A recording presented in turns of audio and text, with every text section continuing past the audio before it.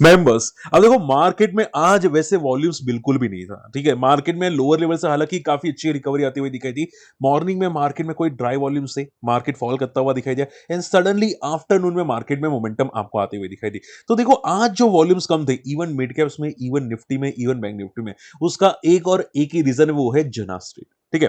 अब देखो आप लोग सभी लोग जानते हैं कि मार्केट में एक्सपायरी लेकिन वॉलिटिलिटी बहुत हो जाती है, ठीक है। बहुत सडनली वॉल्यूम्स आ जाते हैं। जो ऑप्शंस यहां पे आप देखोगे 2 रुपए का होता है, 3 रुपए का होता है, पुट ऑप्शंस या कॉल ऑप्शन, ठीक है। सडनली निफ्टी या बैंक निफ्टी में इतना बड़ा स्पाइक आता है यहाँ पे एक्सपायरी के दिन कि यहाँ पे वो 1 रुपए का या 2 रुपए का वो यहाँ पे 40-50 पे चला जाता है, 10 का 300-400 चला जाता है, ठीक है। तो वो जो स्पाइक लाता था, ठीक है, वो एफ आई लाता था। और एफ आई कौन था? तो कि वहां पे जना स्ट्रीट था, ठीक है। और यही स्पाइक की वजह से उनको बहुत तगड़ा प्रॉफिट हुआ। अप्रोक्सीमेटली अगर बात करें जाए तो 36,500 करोड़ का यहाँ पे प्रॉफिट आपको दिखाई दिया था कि यहाँ पे जो उन्होंने प्रॉफिट किया था, ठीक है। तो जो मार्केट में वॉल्यूम्स ला रहा था, मार्केट में जो मोमेंटम ला रहा था, वो कौन ला रहा था? वो यहाँ पे जना स्ट्रीट ला रहा था। और देखो ऐसा मार्केट में एक प्लेयर नहीं है, बहुत सारे प्लेयर्स हैं, ठीक है। अब देखो एक सिंपल क्वेश्चन आता है कि सर मार्केट में ट्रेडिंग करना तो भाई हक होता है ना। मतलब मान लो कोई 10 करोड़ से ट्रेडिंग करता है, कोई 1 करोड़ से करता है, कोई 1 लाख से करता है, कोई 50,000 से करता है, ठीक है। मान लो कोई बंदा यहाँ पे 6,000 करोड़ से करता है, तो फर्क क्या पड़ता है? देखो फर्क पड़ता है, ठीक है। आप लोग एफ आई भी इंडियन मार्केट में ट्रेड कर सकते हैं, ना नहीं है, बिल्कुल भी ना नहीं है, ठीक है। और इसको भी ना नहीं है, जना स्ट्रीट जो मार्केट में ट्रेड करा था। बट प्रॉब्लम पता है क्या थी? इसने एक्चुअली मैनिपुलेशन किया था, ठीक है। आप ये समझो कि इन्होंने यहाँ पे कुछ यहाँ पे स्टॉक में शॉर्ट पोजीशंस की थी, और यहाँ पे ऑप्शंस के अंदर लॉन्ग पोजीशन की थी, वही सेम स्टॉक के अंदर। सेम चीजें बैंक निफ्टी में भी यही कर रहा था, ठीक है। तो जो एक रूल्स होते हैं ना सेबी के, उस वो रूल्स को वायोलेट कर रहा था, ठीक है, बार बार वायोलेट कर रहा था, और उसकी वजह से यहाँ पे ये सेबी की कार्रवाई होती हुई दिखाई दी, ठीक है। बात समझ में आई? और उसी की वजह से आप देखो यहाँ पे आज एफ आई की भी बिकवाली है, डीआई की भी बिकवाली आपको आज दोनों में दिखाई दी है, ठीक है। तो शॉर्ट एंड सिंपल में रूल्स को वायोलेट किया था, और जना स्ट्रीट क्या कर रहा था? एक्सपायरी के दिन यहाँ पे बहुत तगड़ी वॉलेटिलिटी जनरेट करने वाला जो बंदा था वो यहाँ पे था, ठीक है। इस बंदे ने यहाँ पे टोटल हाई वॉलेटिलिटी जनरेट की थी, ठीक है। आप यहाँ पे देखो मैंने फ्री टेलीग्राम चैनल के अंदर इंपॉर्टेंट स्क्रीनशॉट भेजे हैं, आप जाके स्टडी कीजिएगा, आपको समझ में आ जाएगा कि ये बंदा करता क्या था, ठीक है। कहां से वॉल्यूम्स लाता था, कहां पे वॉल्यूम्स जाते थे, ये सब कुछ आपको यहाँ पे डिटेल में एक्सप्लेनेशन किया गया है। बात समझ में आ रही है, ठीक है। लेकिन आप ये समझो कि ये बंदा एक ही दिन के अंदर कितना पैसा पता है डालता था, कितना फंड्स ये बंदा डालता था? ये बंदा करीब करीब 4,000 करोड़ का, कितना, 4,000 करोड़ का फंड डालता था मॉर्निंग में बैंक निफ्टी के अंदर। वो करीब करीब 15 से 25% का वॉल्यूम्स था, वो भी एक दिन का, ठीक है। और वो शॉर्ट पोजीशन क्रिएट करता था, और वापस वो पोजीशन को रिकवर कर देता था 12-1 बजे के आसपास, ठीक है। तो बहुत स्ट्रांगली शॉर्ट कवरिंग हो जाती थी, ठीक है। और उसमें कुछ मैनिपुलेशन ये करता था, इसकी वजह से इनको ये प्रॉब्लम आता हुआ दिखाई दिया। अब ये जो वॉलिटिलिटी करता था उसमें विक्टिम कौन बनते थे? तो कि रिटेल इन्वेस्टर्स, ठीक है। विक्टिम कौन बनते? Retail investors. तो ये विक्टिम अब शायद ना बने रिटेल इन्वेस्टर्स, ठीक है। तो थोड़ा बहुत सपोर्ट करने की कोशिश की है सेबी ने यहाँ पे, ये काफी अच्छी बात है, ठीक है। बट एक बात याद रखिएगा कि ये जो यहाँ पे कर रहा था, जो जना स्ट्रीट कर रहा था, 10 की वैल्यू 300-400 पे ऑप्शन की एक्सपायरी को लेके जाता था, अब ये शायद ना मिले। आप सोच रहे हैं कि सर ऑप्शन में मैं जीरो टू हीरो करूंगा, फलाना करूंगा, ढिमका करूंगा, अभी आपको नहीं मिलने वाली है, ठीक है। अगर ये मिलती है ना तो पता है क्या होता है? रिटेल इन्वेस्टर ज्यादा पार्टिसिपेट करते हैं। मान लो वो लॉस करते हैं, प्रॉफिट करते हैं, 2 नंबर की बात है, बट रिटेल इन्वेस्टर का पार्टिसिपेट बढ़ जाता है, ठीक है। तो पार्टिसिपेट बढ़ जाता है तो क्या होता है कि जो ब्रोकर्स होते हैं उनका वॉल्यूम्स बढ़ जाता है, उनको प्रॉफिट ज्यादा होता है, रेवेन्यू ज्यादा बढ़ता है।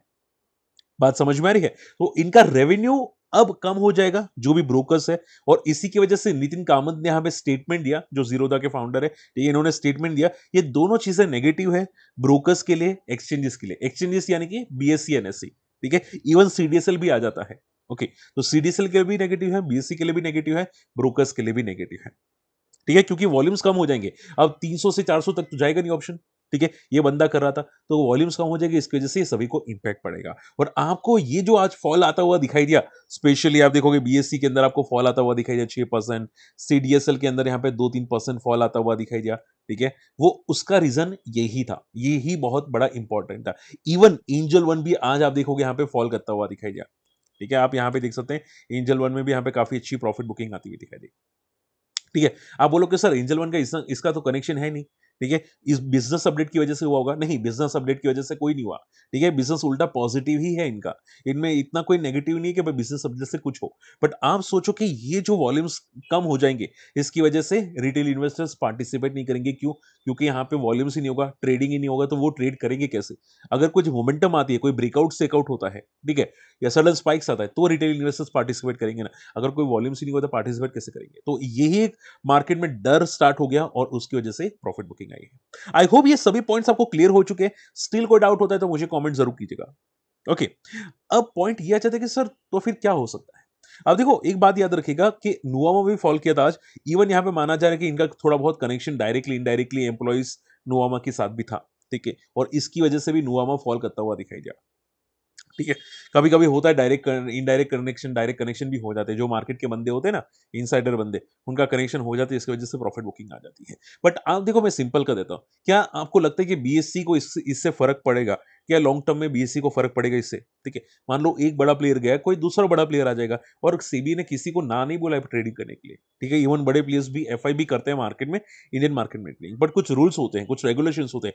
रिटेल इन्वेस्टर्स को ट्रैप करके यहाँ पे ट्रेड नहीं किया जाता, ठीक है? वो रूल को वायोलेट करता है, तो उसकी वजह से यहाँ पे ये बड़े प्लेयर को इश्यू आ रहे हैं, ठीक है? तो बड़े प्लेयर्स मार्केट में आ सकते हैं, लेकिन थोड़ा रूल्स को भी फॉलो करना पड़ेगा, ठीक है? तो आपको ये जो फॉल दिखाई दे रहा है, मान लो एंजल वन में हुआ, नुवामा में हुआ, बीएससी में हुआ या सीडीएसएल में हुआ, ये सब टेम्पररी फॉल है, ठीक है? वापस रिकवर कर जाएंगे। बट क्वेश्चन ये है कि अभी शॉर्ट टर्म के लिए, यानी कि हो सकता है 5-10 दिन के लिए, 15 दिन के लिए, 1 महीना के लिए, ये थोड़ा सा नेगेटिव हो जाए, थोड़े टाइम के लिए नेगेटिव हो जाए, क्योंकि वॉल्यूम्स ड्राई हो जाएंगे। बात समझ में आ रही है? ठीक है? तो ये थोड़ा कॉशियस रहेगा, शॉर्ट टर्म का व्यू है, बहुत केयरफुल रहेगा, क्योंकि ये थोड़ा-सा अब प्रॉब्लम क्रिएट कर सकता है बिकॉज़ ऑफ दिस न्यूज़, ठीक है? ये स्टॉक स्पेसिफिक न्यूज़ आती है और इसकी वजह से इम्पैक्ट होता है। बातें क्लियर? ठीक है? तो थोड़ा कॉशियस रहेगा टेम्परेरी, बाकी तो कोई ज़्यादा टेंशन वाली बात नहीं है, बट हाँ, थोड़े वॉल्यूम्स कम हो जाएँगे शॉर्ट एंड सिंपल में। तो आपको बहुत सोच समझ के ट्रेड करना पड़ेगा अभी। जो लोग ट्रेडिंग करते हैं, वॉल्यूम्स को देख के ट्रेड करते हैं, निफ्टी, बैंक निफ्टी में वॉल्यूम्स काफ़ी ड्राई होने वाले हैं आगे जाके, ठीक है? एक तो ऑलरेडी बैंक निफ्टी की एक्सपायरी रिमूव हो चुकी है, अब उससे ये, तो थोड़ा और प्रॉब्लम आने वाला है। चलिए, पारस डिफेंस, अब देखो पारस डिफेंस आज 8% रैली करता हुआ दिखाई दिया। पारस डिफेंस में आज स्टॉक स्प्लिट था, इसकी वजह से फॉल हुआ था। जिनका क्वेश्चन है कि सर स्टॉक स्प्लिट का फंड्स कब आएगा या उनका स्टॉक अकाउंट में कब आएगा, ठीक है, स्प्लिट वाले स्टॉक, वो यहाँ पे आप ये समझो कम से कम 15 से 20 दिन लगेगा मिनिमम, ठीक है, अप्रोक्सीमेटली, ठीक है। वर्किंग 15 से 20 वर्किंग डेज के अंदर आपके अकाउंट में आ जाएगा। कभी-कभी उससे जल्दी भी आ जाता है। अभी आई थिंक सेबी ने प्रोसेस फास्ट कर दी है, तो हो सकता है जल्दी भी आ जाए, बट कम से कम 15 से 20 दिन लगेगा। रही बात स्टॉक में, यहाँ पे आप देखोगे लाइफ हाई को ब्रेक करता हुआ दिखाई दिया, मोमेंटम काफी अच्छी है, सर्किट को मारता हुआ दिखाई दिया। वह स्टॉक स्प्लिट की वजह यह है कि यहाँ पे वॉल्यूम्स लिक्विडिटी बढ़ाने के लिए यहाँ पे स्टॉक स्प्लिट होता हुआ दिखाई दिया है, ठीक है? तो ये अच्छी बात है, डेफिनेटली पॉजिटिव बात है। बट क्या ये सस्टेन करेगा? तो देखो कहना मुश्किल है, क्योंकि डिफेंस में भी थोड़ी प्रॉफिट बुकिंग चल रही है। बीएससी, जीआरएससी और दूसरे डिफेंस में थोड़ी बहुत प्रॉफिट बुकिंग आपको दिखाई दी थी। इवन आप यहाँ पे देखोगे जीआरएससी आज 1% ऊपर है। एचएल की बात करने जाए, सी एचएल कहाँ पे गया? एचएल हिंदुस्तान एरोनॉटिक, ये भी 1% ऊपर है। तो ये सब टेम्पररी पुलबैक्स अभी के लिए तो कर रहे हैं, बट देखते हैं यहाँ पे कि क्या सर्वाइव करते हैं कि नहीं करते, ठीक है? आज स्टॉक स्प्लिट की वजह से पारस डिफेंस मोमेंटम करता हुआ दिखाई दिया, ठीक है? बट देखते हैं यहाँ पे क्या सस्टेन करता है कि नहीं करता। ट्रेंड ट्रेंड आज काफी तगड़ा फॉल हुआ। ट्रेंड का फॉल का रीजन पता है क्या था? फ्यूचर में ग्रोथ स्लो डाउन होने वाली है।